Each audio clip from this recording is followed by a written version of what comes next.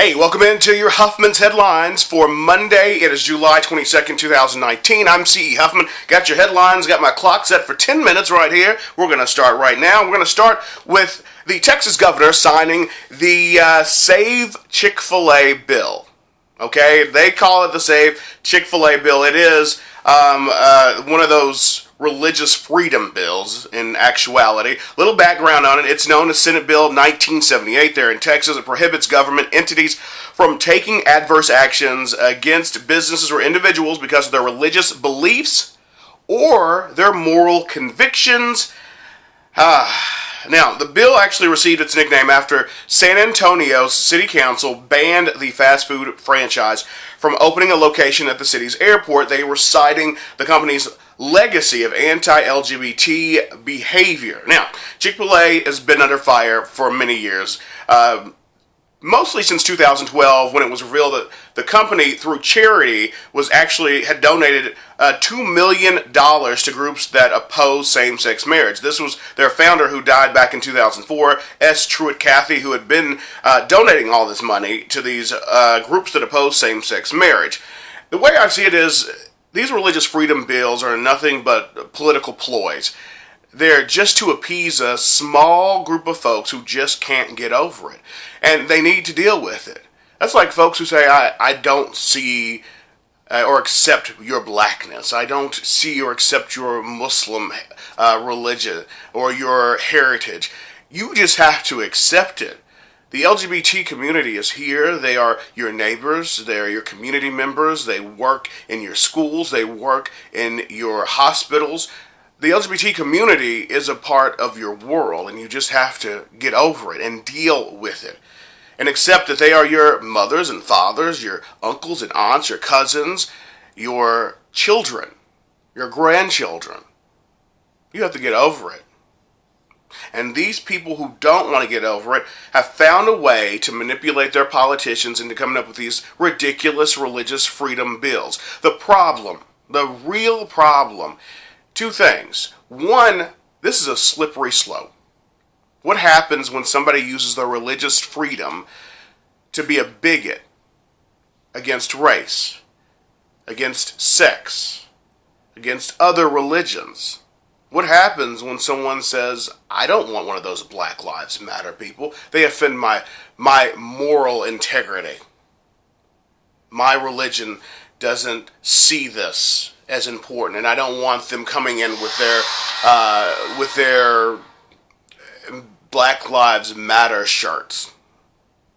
What happens when it's used that one time? What is the governor's response? What is Mike Pence, the vice president's response to this? Because it's a slippery slope and Americans are reactive. Somebody is going to challenge it one day. It is going to be challenged to use as race or to deny a woman who is with her husband service unless her husband says that she can have the service. It will one day be challenged. It'll come up. And what will these politicians who have used it to be bigots against LGBT members of our community, what will it be said when it's not just about homophobia? When it's about race or sex? I'd like to know what these politicians will do when the slope starts sliding, because that's going to happen. We're going to see it one day, and I can't wait to see how these politicians take that up. So, Governor Abbott, Texas, unfortunately I don't like this, and you're going to get a Huffman thumbs down on this. Can't say that I don't like Chick-fil-A. I like Chick-fil-A. Who doesn't? It's the one few places you can get a waffle fry. So I don't like their politics, and I wish my restaurants would stay out of it, but what are you going to do, right? But these religious bills are really just legal discrimination, and we don't need this. We can move on. We can learn to live amongst each other, amongst our community members. You don't have to like what anyone does in their bedroom, as long as they're not hurting you. The next story: how much Americans say you need to be rich. How much do you think being rich is? All right, so read this story on CNBC, and it's a recent poll by seniorliving.org that they polled 1,000 U.S. adults, And the U.S. adults say that to be rich, your net worth has to be $2.3 million. That's what rich is. So anything over $2.3 million is ultra rich, I guess. You're getting into wealthy. And they asked these adults what your salary would have to be, your annual salary would have to be. They all said $300,000 would be your annual salary to be rich. Do you know any people making $300,000 or more? In comparison, the U.S. Census lists the median U.S. Household income is actually at $60,336. That was back in 2017. That's the latest available data. Now, the median net worth right now is $97,300. That's according to the Federal Reserve's most recent research. And the average net worth is significantly higher. The average net worth, not the median, the average is $692,100. That's according to the Federal Reserve. That's the average net worth. I am not part of that group.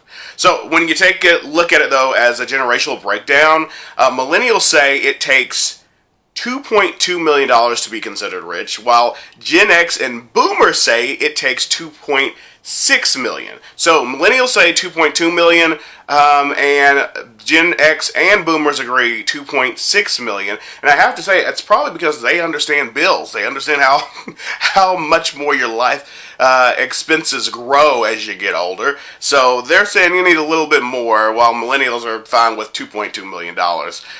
Meanwhile, they went and asked these folks about what your checking account minimum, not your savings, your checking account minimum should be.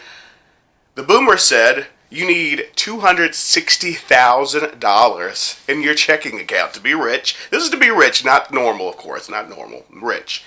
Gen X, they said $360,000. Millennials, kind of in the middle, a little less than the Gen X, $350,000. You know anybody with $350,000 in the bank? I do not. Hey, if you do, comment. Tell me, let me know. I would love to know who these folks are. You got friends with $350,000 in their checking account. That's not the savings account. All right, got 2 minutes left, and I wanted to congratulate one of our former first daughters, Chelsea Clinton, announcing this morning on Twitter that she had a baby, and it is a healthy baby boy on Twitter, where I think that's just our means of announcing things from important people now. The former first daughter announcing that she and her husband, Mark Metzvinsky, welcomed their third child, and he is a boy named Jasper. Congratulations. Goes out to them. 39 years old. She was 39. So, all you women who think get have babies early, I have friends like that. They say they gotta have babies in the 20s. They can't have. She's 39. She's healthy. The baby's healthy. 39-year-old Chelsea and her husband announcing back in January that she was pregnant.